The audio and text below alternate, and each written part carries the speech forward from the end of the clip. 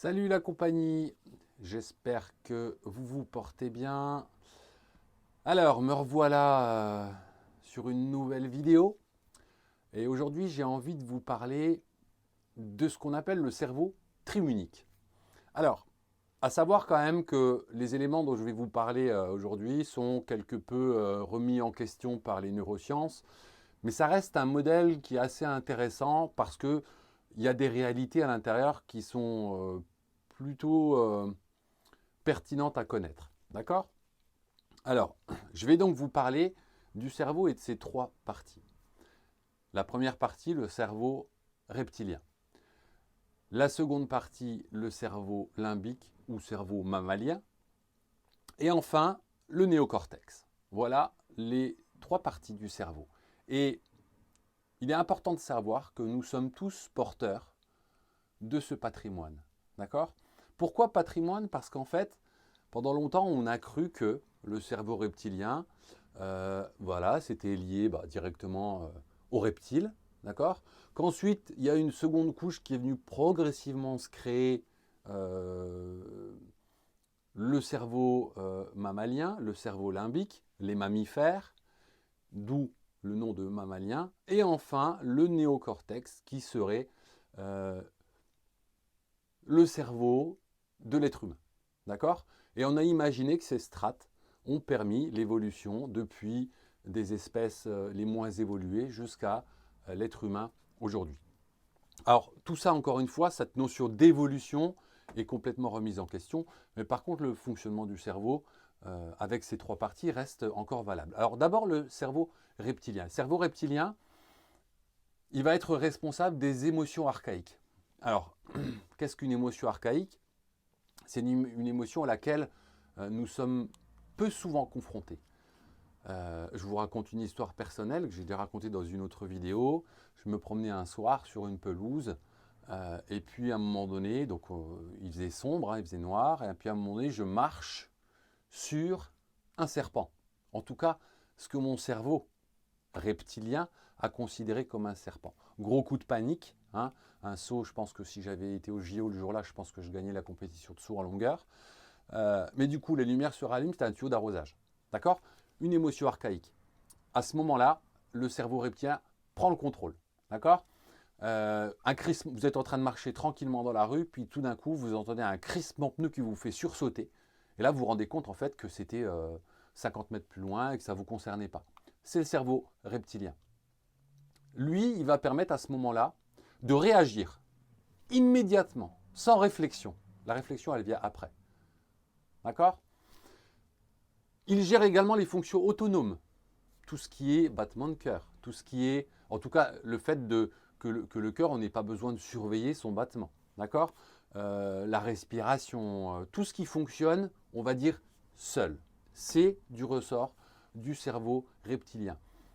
Il est très réactif, donc reprenez, vous pouvez repenser aux exemples que je vous ai donnés tout à l'heure, et il prendra les commandes quand c'est nécessaire, parce qu'il gère notre survie. D'accord? D'où le fait de prendre les commandes au moment où je marche sur le tuyau, c'est pour me sauver la vie. D'accord? Je n'ai pas besoin de réfléchir là. Il y a besoin de juste s'assurer assurer sa survie, donc je réagis et seulement après je réfléchis. Je vais d'abord, le cerveau reptilien va assurer donc ma survie. Ça, c'est pour le cerveau reptilien. Vous allez avoir également, donc je vous en ai parlé, le cerveau limbique ou cerveau mammalien. Cette partie du cerveau va être en fait l'univers des émotions. C'est le cerveau effectivement des mammifères. D'accord? Nous ne sommes pas exclusivement les êtres humains lieu d'émotion. Les mammifères ont également les émotions qui fonctionnent chez eux. Euh, à quoi ça sert?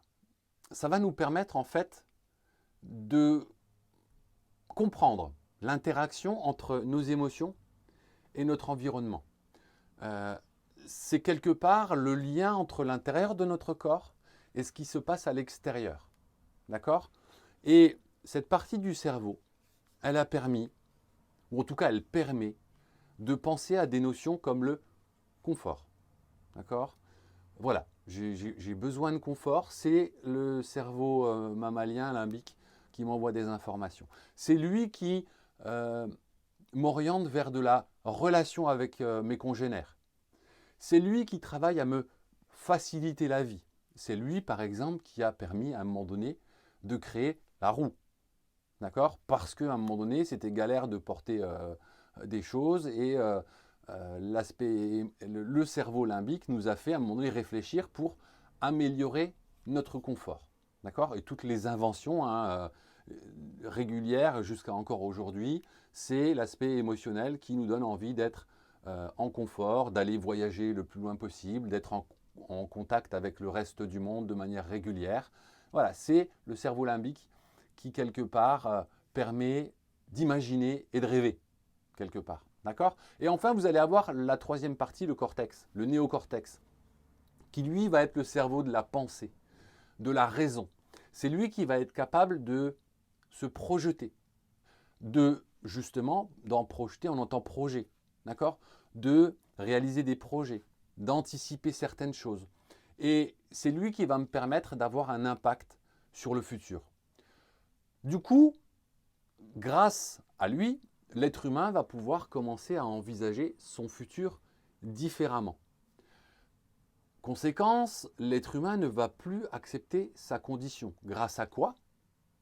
Grâce à ces trois éléments, ces trois entités, appelez-les comme vous voulez, d'accord? Ces trois parties du cerveau, celle qui gère l'instinct de survie, celle qui a envie de confort, qui est donc la partie limbique, et celle de la raison, des projets. Et ce sont ces trois éléments ensemble qui vont nous permettre de prendre les choses en main. D'accord? Ces trois cerveaux, en fait, sont en permanence en relation et ont permis notre évolution au fil des ans. Je vais reprendre l'histoire pour que vous compreniez un petit peu mieux le lien entre ces différents cerveaux. Une histoire que j'ai récupérée dans une vidéo que j'ai regardée de David Lefrançois, qui est quelque part pour moi un mentor au niveau des neurosciences.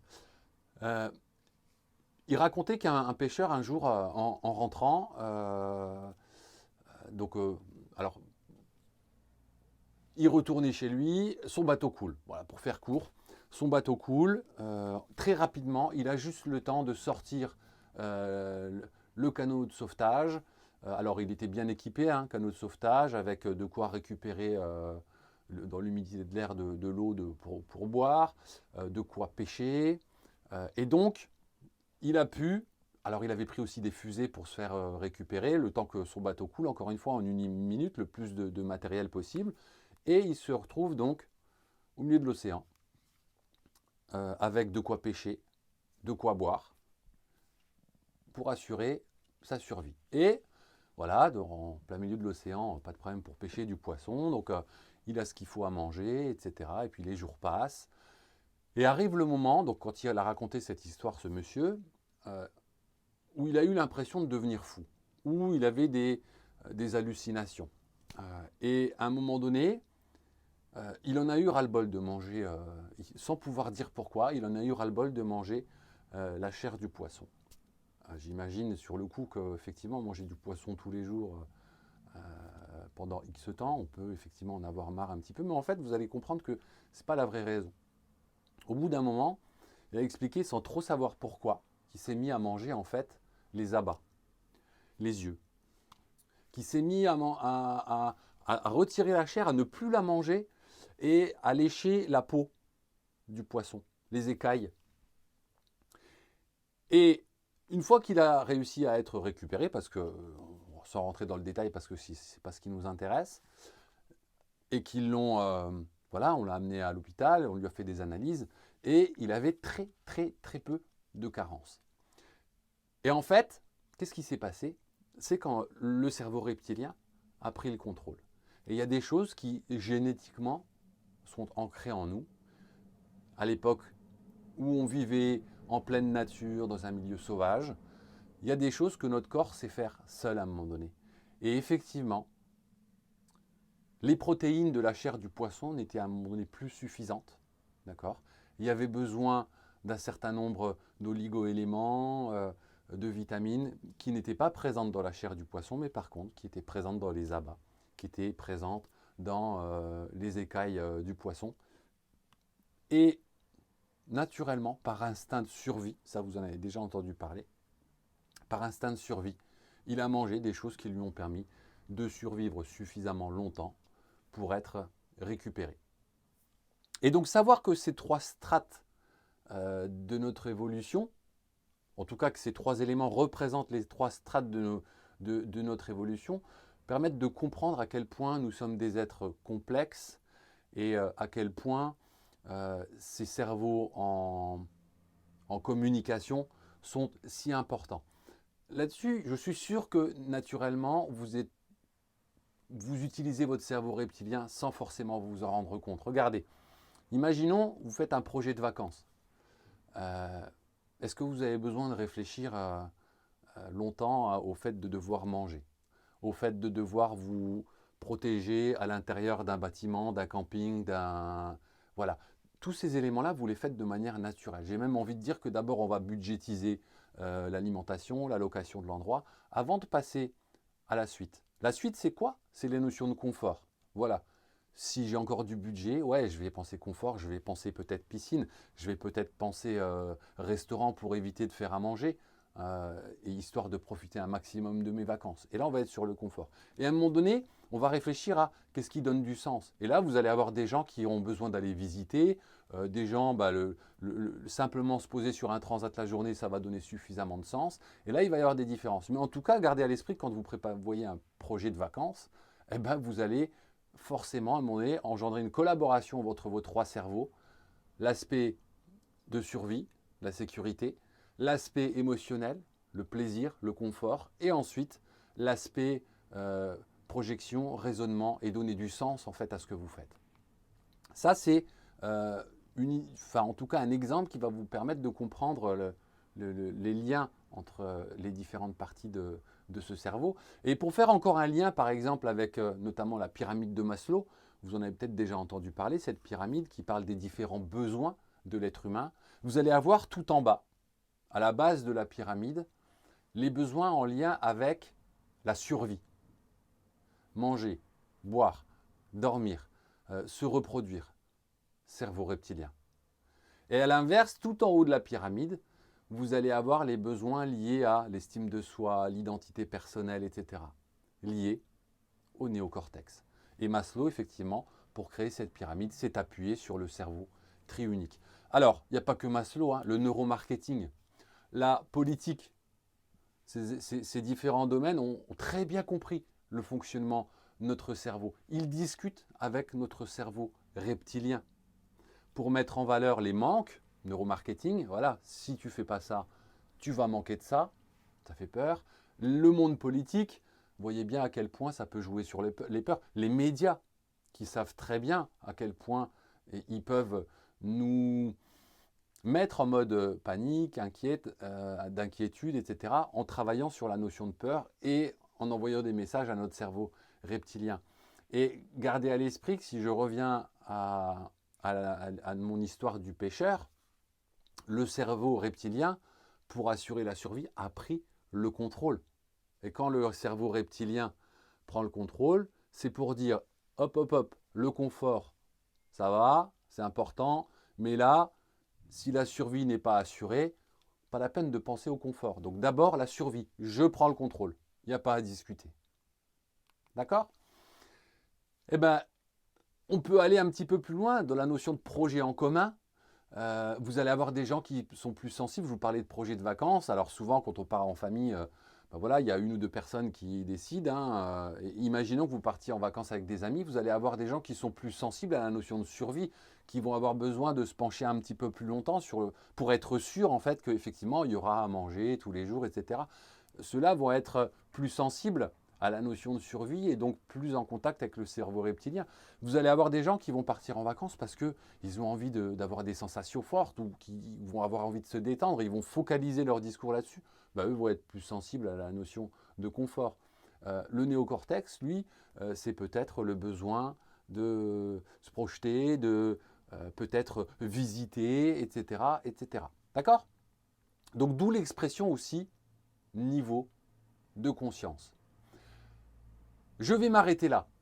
pour le contenu de cette vidéo. Je vous remercie de m'avoir écouté et suivi jusque-là. J'espère que ça vous a été utile.